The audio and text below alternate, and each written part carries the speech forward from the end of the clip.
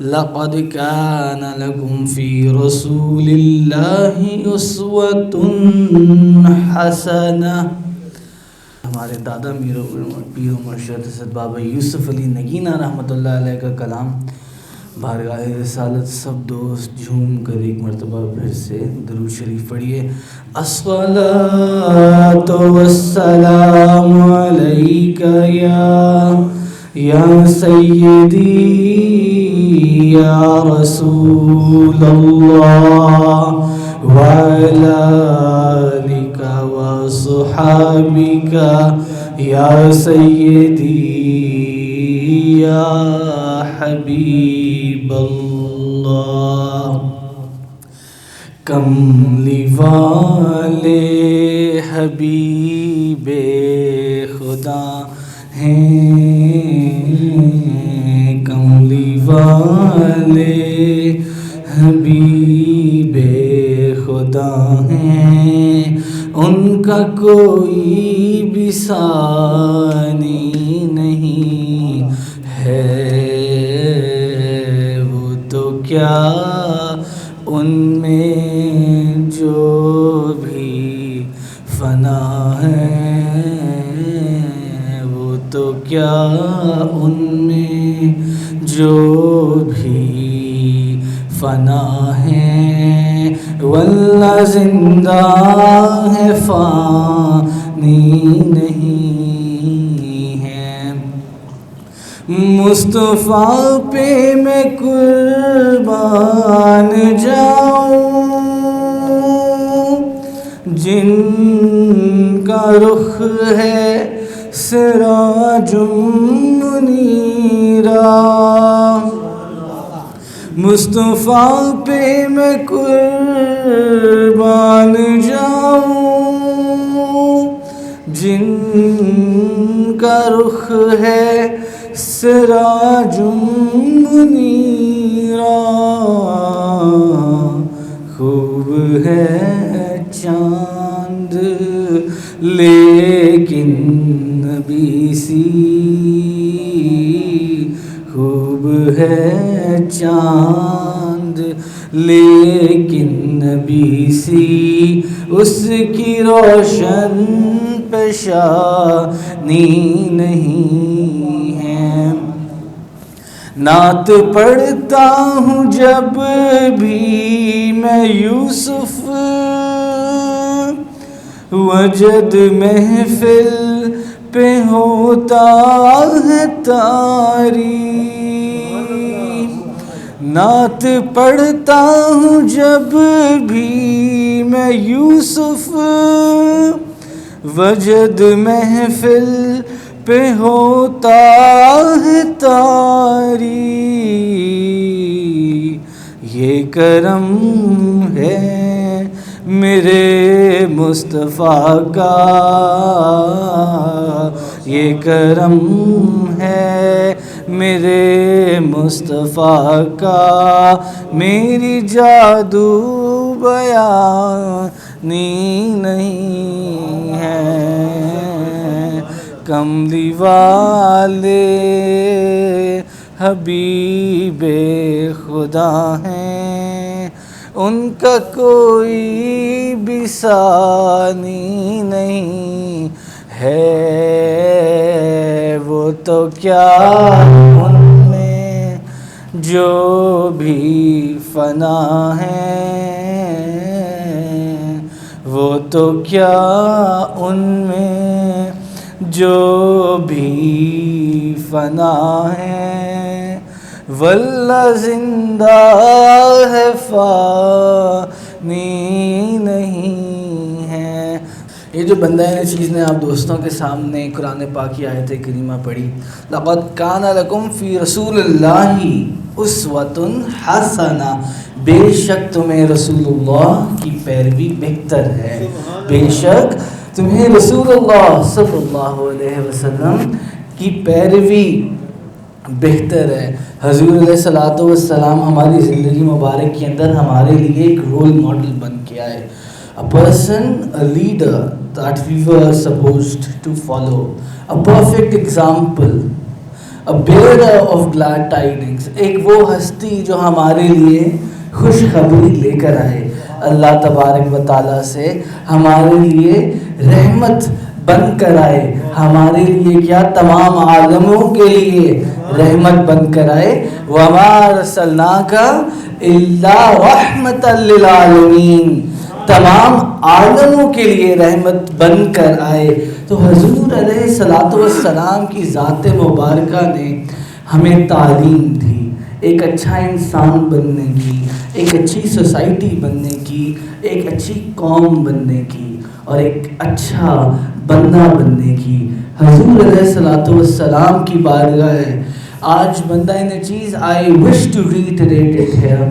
آج پھر ہم کچھ فردر ڈیٹیل میں اس بات کے اوپر کانٹمپلیٹ کریں گے کہ حضور علیہ الصلوۃ والسلام کی بارگاہ کے اندر ناشائستہ اور گستاخانہ کیریکیچرز کو بنایا گیا، کارٹونز کو بنایا گیا، اور اس کی مذمت اس وقت بندہ چیز سمجھتا ہے سب سے ضروری ہے. ہمارے جمعوں کے اندر سب سے زیادہ ان موضوعات کے اوپر بات ہونی چاہیے تاکہ لوگوں کو اویئرنیس ہو کہ جن کفار نے آج حضور علیہ الصلوۃ والسلام کے اوپر ان کارٹونز کو، ان کیریکیچرز کو بنانا شروع کیا ہے، یہ کتنے گستاخانہ ہیں.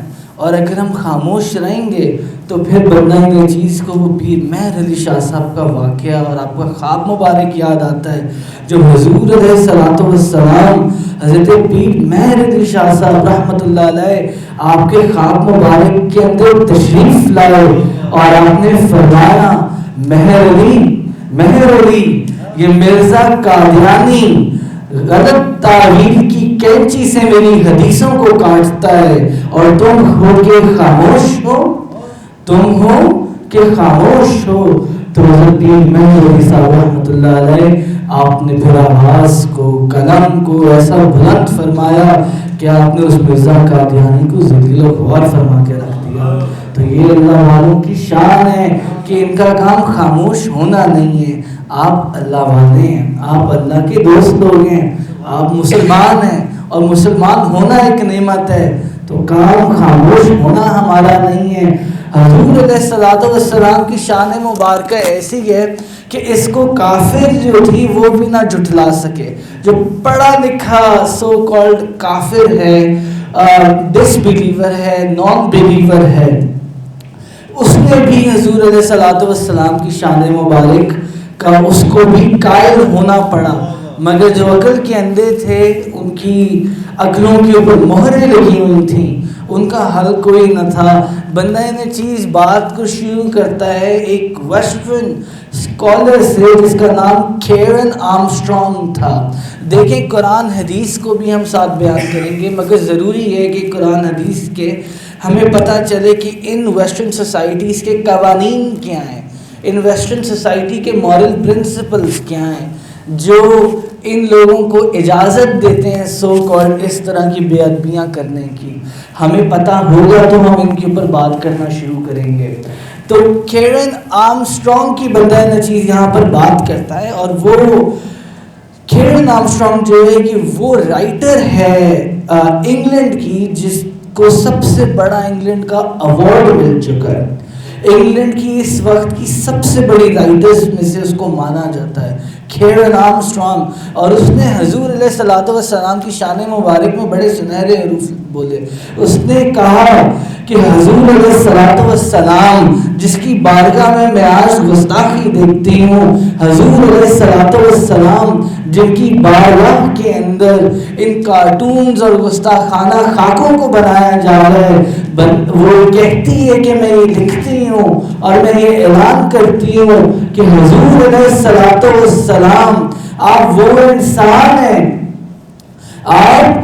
انسان ہیں کہ زمانہ جاہلیت تھا جب لوگ چھوٹے چھوٹے مسئلوں کے اوپر 40 سال جنگ چھیڑا کرتے تھے.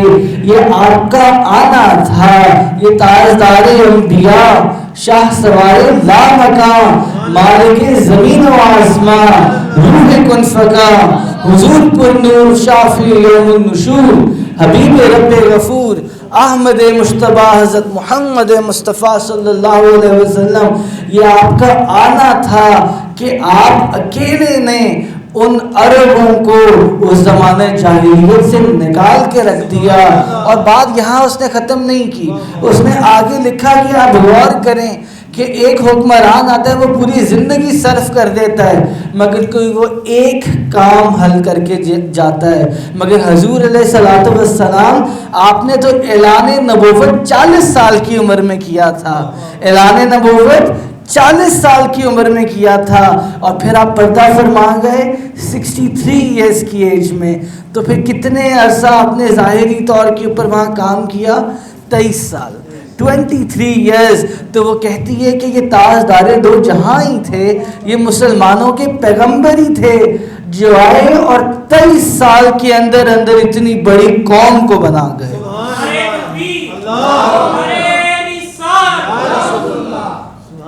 تو حضور علیہ الصلوۃ والسلام کی محبت ہمارے دلوں کے اندر ہونی چاہیے، یہی ہماری حقیقت ہے۔ حضور علیہ الصلوۃ والسلام نے ہمارے لیے بڑی آزمائشیں آپ پر آئیں۔ آپ وہ طائف کا واقعہ دیکھیں، حضور علیہ الصلوۃ والسلام ابھی نیا اسلام پھیلنا شروع ہوا تھا، وہ طائف کا وقت تھا کہ آپ گئے طائف کی بستی کے اندر حضرت زید بن حریثہ رضی اللہ تعالیٰ عنہ کے ساتھ آپ وہاں تشریف لے کر گئے، اور آپ نے وہاں کفار کو، پیگنز کو آپ نے اسلام کا پیغام دیا، اور آپ پر ان لوگوں نے اتنی گستاخی کی اور آپ کو اتنی تکلیف دی حضور علیہ الصلوۃ والسلام کو کہ اتنے پتھر مارے کہ آپ کی نالائن مبارک خون سے بھر گئی، آپ کی نالائن مبارک خون سے بھر گئی۔ اتنے میں حضرت جبرائیل علیہ السلام تشریف لاتے ہیں، حضرت جبرائیل علیہ السلام تشریف لاتے ہیں اور فرماتے ہیں اے اللہ کے نبی، مجھے ابھی حکم دیجیے اور میں ان دو پہاڑوں کو جن کے بیچ میں بستی ہے میں ان کو آپس میں ملا دوں، اور یہ طائف کی بستی، اس کا نام و نشان ختم ہو جاتا۔ مگر حضور علیہ الصلوۃ والسلام تھے، آپ رحمت للعالمین تھے نا، آپ صرف مسلمانوں کے لیے تو نہیں، آپ تو سب کے لیے رحمت للعالمین بنا کے بھیجے گئے تھے نا۔ تو حضور علیہ الصلوۃ والسلام تھے، آپ نے ان کے لیے بد دعا نہ فرمائی، آپ نے ان کے لیے دعا فرمائی۔ آپ نے فرمایا کہ میں دعا کرتا ہوں کہ ان کی پروگنی میں سے، ان کی آگے اولاد میں سے کوئی ہو کہ وہ ہدایت پا جائے، کہ شاید ان کی اولاد پروگنی آگے ہدایت پا جائے۔ So the holy prophet peace be upon him was an embodiment of mercy. آپ ایک رحمت تھے، آپ ایک محبتوں کا پیغام لانے والے تھے، آپ وہ تھے جو محبتوں کا پیغام لے کر بانٹنے والے تھے۔ حضرت ابو ہریرہ رضی اللہ تعالیٰ عنہ فرماتے ہیں، آپ سے روایت ہے کہ حضور علیہ الصلوۃ والسلام نے فرمایا کہ وہ لوگ جو مجھ سے بے حد محبت کرتے ہیں وہ میرے بعد آئیں گے، اور وہ مجھ سے ایسی محبت کریں گے کہ وہ اپنا مال، اولاد، گھر والے سب کچھ قربان کر دیں، سب کچھ قربان کر دیں گے۔ تو حضور علیہ الصلوۃ والسلام کے ہم لوگ وہی لوگ ہیں، اور ہمیں کوشش کرنی ہے کہ ہم ان لوگوں جیسے بن سکیں جو حضور علیہ الصلوۃ والسلام جن لوگوں کے بارے میں فرمایا کرتے تھے۔ ہم ہیں ہی حضور علیہ الصلوۃ والسلام کے، ایسا کیسے ہو سکتا ہے کہ حضور علیہ الصلوۃ والسلام کی بارگاہ میں گستاخی ہو اور ہم خاموش ہو کر بیٹھے رہیں؟ دہن میں زباں تمہارے لیے، بدن میں ہے جان تمہارے لیے، دہن میں زباں تمہارے لیے، بدن میں ہے جان تمہارے لیے، ہمارے یہاں تمہارے لیے، اٹھے بھی وہاں تمہارے لیے۔ تو حضور علیہ الصلوۃ والسلام کو یہ کفار بڑی تکلیف پہنچایا کرتے تھے، مگر جب آپ کو بد دعا کا کہا جاتا تھا تو آپ ان کے لیے دعا فرمایا کرتے تھے کہ کاش اللہ تبارک و تعالی ان کو ہدایت عطا فرمائے. اور ایسے ہمیں کئی واقعات ملتے ہیں. تو حضور علیہ الصلوۃ والسلام تو ایسی رحمت تھے. حضرت انس بن مالک رضی اللہ تعالیٰ عنہ آپ فرماتے ہیں کہ حضور علیہ الصلوۃ والسلام نے فرمایا کہ تم میں سے کوئی شخص اس وقت تک مومن نہیں ہو سکتا جب تک وہ مجھے اپنے ماں باپ اولاد مال ان سب سے زیادہ بڑھ کر نہ جانے, ان سب سے زیادہ بڑھ کر نہ جانے. تو حضور علیہ الصلوۃ والسلام ہماری محبت کی حقیقت ہے. حضور علیہ الصلوۃ والسلام ہماری محبت کی حقیقت ہیں. حضرت زید رضی اللہ تعالیٰ عنہ صحابہ کرام کا محبت کا عجیب انداز تھا. ہمیں ان کی بارگاہوں سے سیکھنا چاہیے, ان کی طبیعتوں سے سیکھنا چاہیے کہ آپ حضور علیہ الصلوۃ والسلام کی بارگاہ میں کیسے فنا تھے. حضرت زید رضی اللہ تعالیٰ عنہ فتح مکہ سے پہلے ابو صفوان جو تھے ابو صفوان ابھی وہ اسلام انہوں نے قبول نہ فرمایا تھا. یہ فتح مکہ سے پہلے کا واقعہ ہے. حضرت زید رضی اللہ تعالیٰ عنہ کو دشمنان اسلام نے پکڑ لیا, دشمنان اسلام کے قبضے میں آ گیا. وہ آپ کو مکہ المکرمہ سے باہر لے گئے اور ابو سفیان ادھر تھے. وہ ابھی اسلام انہوں نے قبول نہ کیا تھا. اور اس وقت ابو سفیان نے پوچھا حضرت زید سے, جب وہ آپ کے قبضے میں تھے اور باقی دشمنان اسلام جو اس وقت تھے ان کے قبضوں میں تھے, تو انہوں نے پوچھا حضرت زید سے, اے زید میں تجھ سے پوچھتا ہوں کہ تجھے کیا بہتر ہے, تجھے کیا بہتر ہے. آج تو دیکھتا ہے کہ تو ادھر ہمارے قبضے میں ہے, تو تکلیف میں ہے. میں تجھے خدا کی قسم دے کر پوچھتا ہوں, میں تجھے خدا کی قسم دے کر پوچھتا ہوں کہ بتا تجھے کیا بہتر تھا کہ تیری جگہ یہاں تیرے محمد حضور علیہ الصلوۃ والسلام موجود ہوتے اور تو اپنے گھر اپنے اہل و عیال کے ہاں آرام میں موجود ہوتا, تو آرام سے ہوتا. تو کیا تجھے یہ قبول تھا؟ تو کیا تجھے یہ قبول تھا؟ تو حضرت زید رضی اللہ تعالیٰ عنہ حضور علیہ الصلوۃ والسلام کے ایک محبوب صحابی, a beloved companion of the beloved prophet peace be upon him, انہوں نے کیا فرمایا؟ انہوں نے فرمایا, اے ابو صفوان تو پوچھتا ہے کہ اس وقت میں جو تکلیف میں ہوں میری جگہ حضور علیہ الصلوۃ والسلام ہوتے تو مجھے کیسا لگتا. اے ابو صفوان سن, مجھے تو یہ گوارا نہیں کہ حضور علیہ الصلوۃ والسلام کو ایک کانٹا تک چبھ جائے اور تو مجھ سے یہ پوچھتا ہے کہ حضور تیرے قبضے میں ہوتے تو ہمیں کیسا لگتا. مجھے تو یہ گوارا نہیں کہ حضور کو ایک کانٹا تک لگ جائے. تو آج حضور علیہ الصلوۃ والسلام کی بارگاہ میں گستاخی کی جا رہی ہے اور مسلمانوں کو قبول نہیں ہے. ہم نے اپنی زبانوں کو اٹھانا ہے, اپنے قلموں کو اٹھانا ہے. بندہ نچیز یہ عرض کرتا ہے کہ ہم وائلنس کے حق میں نہیں ہیں, مگر ہمیں تلوار اٹھانے سے بھی کوئی روک نہیں سکتا. حضور علیہ الصلوۃ والسلام کی بارگاہ ہے, ہاں ہم اپنے قلم کو اٹھائیں گے. اعلیٰ حضرت امام احمد رضا خان صاحب رحمۃ اللہ علیہ, آپ نے فرمایا میرے ہاتھ میں تلوار نہیں ہے مگر میرے ہاتھ میں قلم ہے, اور میں اپنے قلم سے ان دشمنوں کا رد کروں گا. میں اپنے قلم سے ان دشمنوں کا رد کروں گا. اور اسی طرح بندہ نشید اکثر علامہ اقبال کا فرماتا ہے کہ گھوڑے آپ کے بارے میں فرمایا کرتے تھے کہ ہمیں 1000 تلواروں نے اتنا نقصان نہیں پہنچایا جتنا ہمیں علامہ اقبال کے قلم نے نقصان پہنچا دیا. مگر اب بات یہاں تک پہنچ چکی کہ قلم چل چکا اور پیغام پہنچ چکا.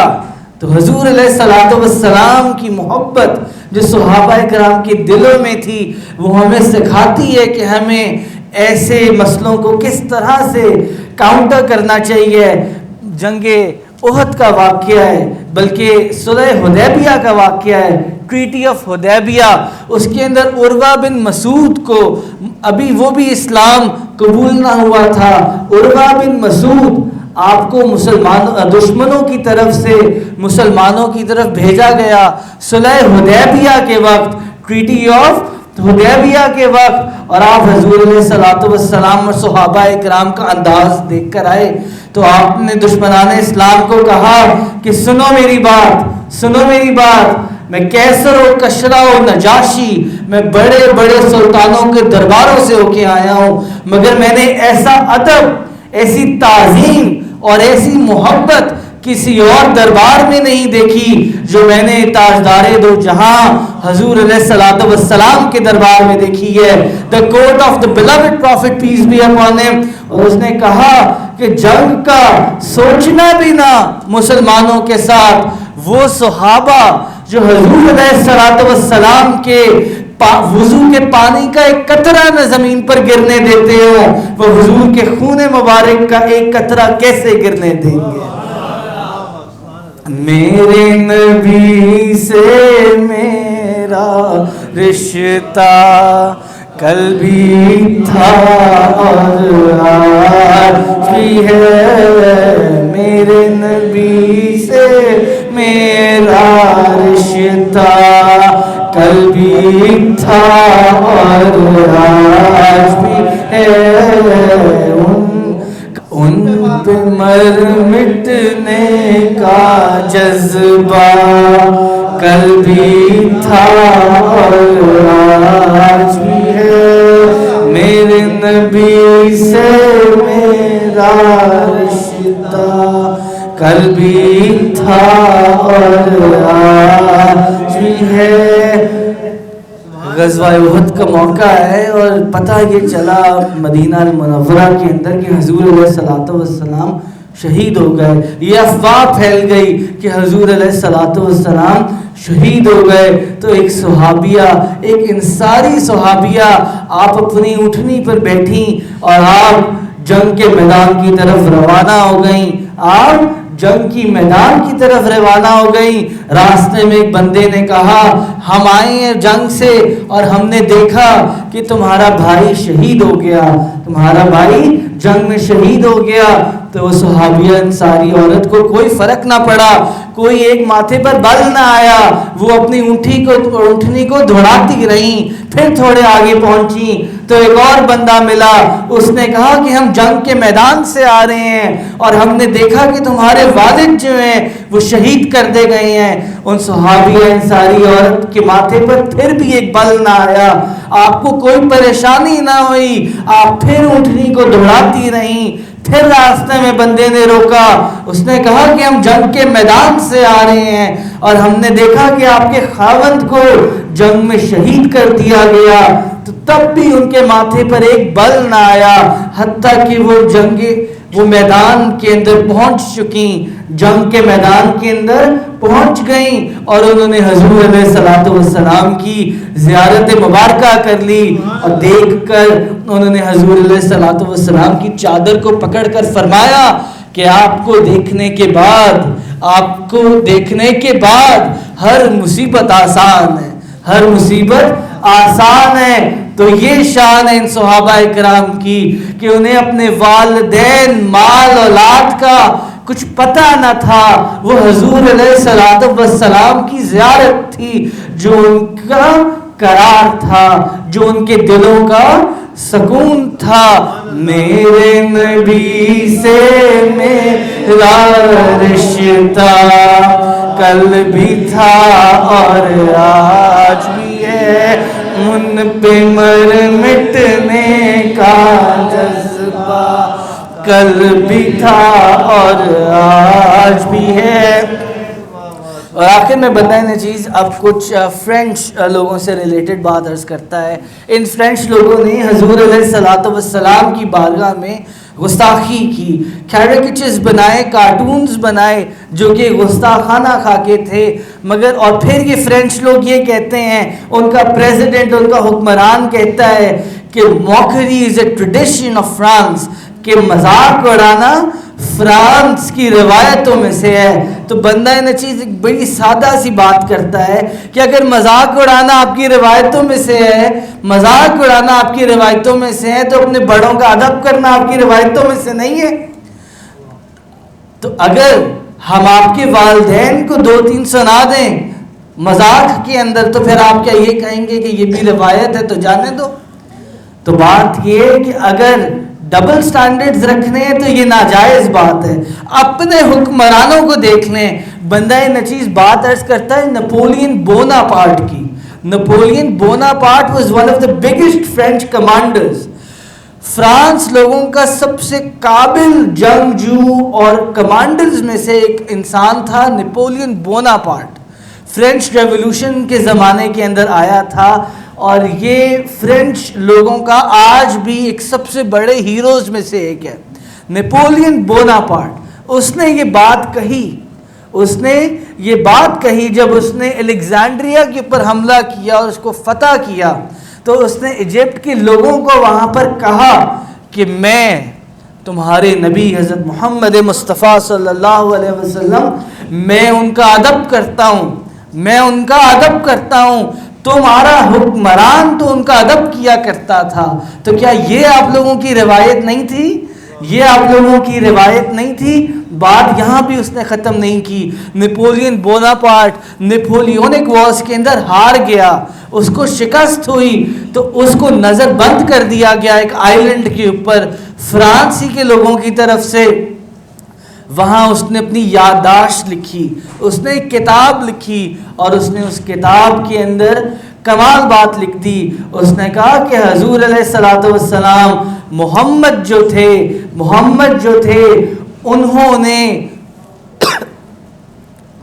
جو تھے یہ اس زمانے میں آئے تھے جب بت پرستی اپنے عروج پر تھی اور آپ نے وہ کام کر دیا جو 1500 سالوں کے اندر حضرت عیسیٰ اور حضرت موسیٰ علیہ السلام کٹھے مل کر نہ کر سکے.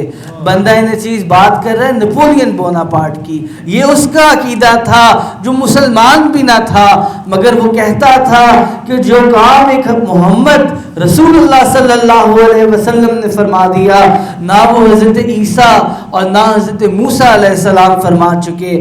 بندہ نچیز تو ان کا عقیدہ اس وقت عرض کر رہا ہے. اور اس نے کہا کہ حضور علیہ الصلوۃ والسلام جو تھے آپ تشریف لائے تو زمانہ جاہلیت گئی, بت پرستی گئی, اور آپ آئے تو آپ واپس سے در حقیقت میں حضرت ابراہیم, حضرت اسماعیل, حضرت موسیٰ اور حضرت عیسیٰ علیہ السلام کا دین واپس زندہ کر آئے. آپ نے ان کا دین واپس زندہ فرمایا. اور یہ کس کا عقیدہ تھا؟ یہ نپولین کا عقیدہ تھا جو ان فرانس لوگوں کا سب سے بڑے حکمرانوں میں سے ایک ہوا ہے. تو اگر آپ ٹریڈیشنز اور اپنی روایتوں کی بات کرتے ہیں تو آپ کے حکمرانوں کی روایت تو یہ تھی کہ وہ تو حضور سے بڑی محبت کیا کرتے تھے, وہ تو حضور کا بڑا ادب کیا کرتے تھے. تو یہاں آپ کی روایت کدھر گئی؟ اور پھر لا کی دلیل سے اگر ہم عرض کریں تو European convention of human rights, یہ آپ لوگوں کو پتہ ہونا چاہیے. European convention of human rights 170 ملک تقریباً اس کے ممبر ہیں. 170 ممالک اس کنونشن کے ممبر ہیں. یہ یونائٹڈ نیشنز کا ممبر ہے, European convention on human rights. اور جو بندہ اس کا ممبر ہوتا ہے, جو ملک اس کنونشن کا ممبر بنتا ہے, وہ اس کے اصولوں پر پابند ہوتا ہے, اس کو اس کے اصولوں پر چلنا چاہیے. European convention of human rights وہ کلیئرلی اپنے آرٹیکل کے اندر کہتا ہے کہ یہ آزادی رائے کی آڑ میں آ کر اس طرح کی گستاخیاں کرنا ناجائز ہے. اس طرح کی گستاخیاں کرنا ناجائز ہے. اور اس کے اوپر نہ صرف وہ یہ کہتا ہے, وہ کئی سزائیں بھی دے چکا ہے. ٹرکی کا ایک کیس ہے. ٹرکی کے اندر ایک بندے نے 2005 کے اندر ایک کتاب لکھی جس کا ترجمہ انگلش کا ہے The Forbidden Phrases, ممنوع جملات, ممنوع جملے. اس نے ایک کتاب لکھی, اس کا ترجمہ یہ بنتا ہے. تو اس کتاب کے اندر اس بندے نے حضور علیہ الصلوۃ والسلام کی بارگاہ میں گستاخی کی, تو جو ٹرکش گورنمنٹ تھی اس نے اس بندے کو سزا دی. جب سزا دی تو وہ بندہ یورپین کورٹ کے اندر چلا گیا, ان گوروں کی کورٹ کے اندر چلا گیا. اور وہاں جا کر اس نے کہا کہ یہ سزا بنتی نہیں ہے. تو یورپین کنونشن ہیومن رائٹس کے تحت European court of human rights نے اس بندے کو سزا دی اور اس نے کہا کہ یہ جو تمہیں ٹرکش نے سزا دی ہے یہ جائز ہے. اور ٹرکش لوگوں کا بڑا کمال کا قانون ہے کہ 4 چیزوں کے خلاف وہ گستاخی کو قبول نہیں کرتے: دین، خدا، قرآن اور تاجدار دو جہاں حضور علیہ الصلوۃ والسلام.